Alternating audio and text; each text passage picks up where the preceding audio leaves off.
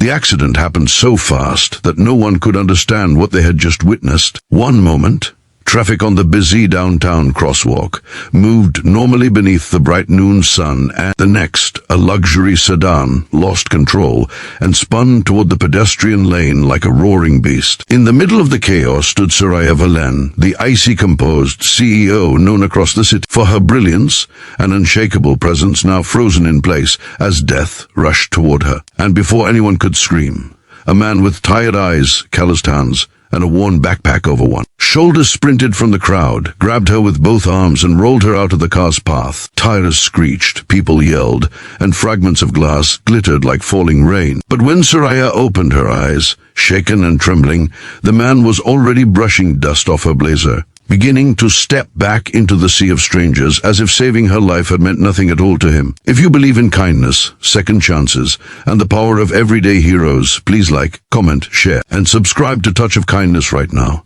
It truly helps these life-changing stories reach more hearts. Soraya barely understood what happened. The city was loud and bright, with horns and engines echoing between tall buildings, reflecting the midday sun.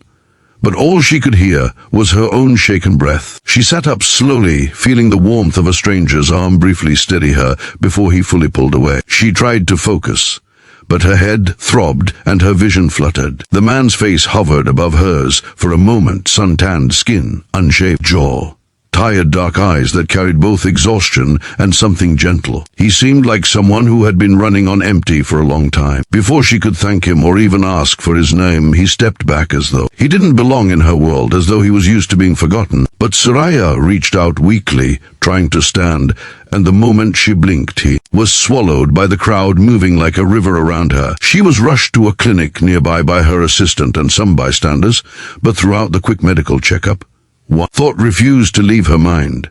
The man who risked his life to save hers had vanished as if he didn't matter. As she sat on the hospital chair, with sunlight filtering through blinds, she felt a strange not just fear from the accident, but the strange emptiness of not knowing who he was. She had lived her life believing people always wanted something from her: power, opportunity, recognition, or her signature. But this man took nothing, not even a name. The story flickers back now to the man himself, Thane Corville, a single father working two part-time jobs and trying to keep life steady for his quiet 11-year-old daughter Mina. Thane didn't think of himself as a hero. He thought of himself as a man surviving day by day, counting coins, cutting back on meals so Mina would feel the lack, and working night shifts that left him with hollow cheeks and bruised sleep. Saving a stranger was not something he'd planned.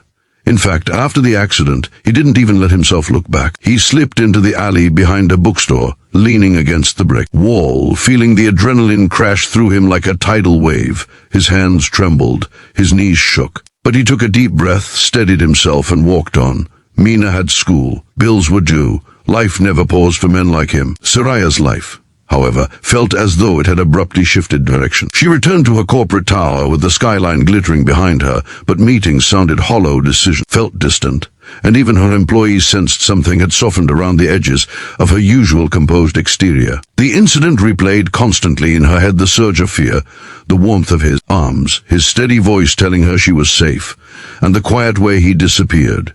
For the first time in many years, she felt human instead of powerful, fragile instead of invincible, and strangely, she felt grateful in a way she didn't know how to express. Days passed. The news of the accident faded. Her assistant tried to distract her with proposals and presentations, but Soraya couldn't let go of the memory of the man who saved her. She felt she owed him something: not money, not recognition, but a thank you that mattered.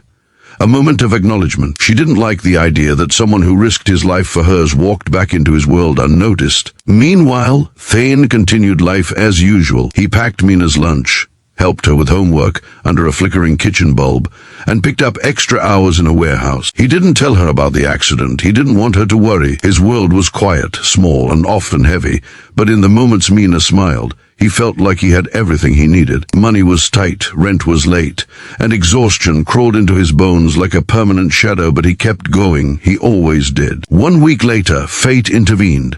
Under the bright daylight pouring over the busy streets, Soraya walked past a small community grocery store near the poorer part of town, somewhere she rarely visited. Her chauffeur had taken a detour due to road construction, and she had stepped out to stretch her legs. That was when she saw him again, the same man, stacking crates of fruit with quiet concentration. His shoulders tense but strong, his shirt worn, his expression tired yet determined. She froze. For a moment, she wondered if she was imagining him, but the sunlight flickered across his face, confirming he was real. She approached slowly, her heartbeat echoing with confusion, gratitude, and something deeper she didn't have a name for yet. Thane didn't see her at first. He was focused, lifting a heavy box with controlled breaths, his muscles straining from long hours of labor. And then he looked up, startled, almost dropping the crate. He recognized her instantly. How could he not? She was the woman whose life flashed before his eyes only days earlier. He felt out of place. She felt oddly anchored. Thane muttered something apologetic under his breath and returned to his work, but Soraya stood in front of him, refusing to let this second chance slip into silence. She thanked him earnestly, her voice soft but filled with emotion, telling him that she had been searching for him. Thane felt overwhelmed. He wasn't used to gratitude, especially not from someone so far above his world, but she insisted he deserved it.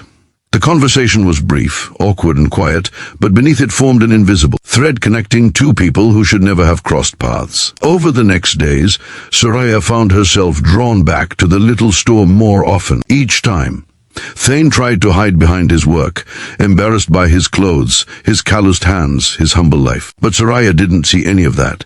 She saw the man who saved her life. She saw goodness. She saw strength shaped not by wealth but by sacrifice. Little by little, she learned about Mina, about the struggles Thane carried silently, about the long nights and heavy responsibilities. She listened not as a CEO, but as a person longing to understand the man who had appeared and disappeared like a fleeting miracle. And Thane slowly opened up, finding himself speaking more freely around her than around anyone in years. She brought a warmth into his world he didn't know he was missing. Their lives began to intertwine like threads pulled gently together by destiny. Soraya found excuses to check in on the store. Thane began looking forward to the sound of her footsteps. Mina grew fond of Soraya, admiring her soft-spoken kindness, and the city moved around them, in bright daylight, bustling, noisy, alive, as something soft bloomed between two unlikely souls. But challenges rose too.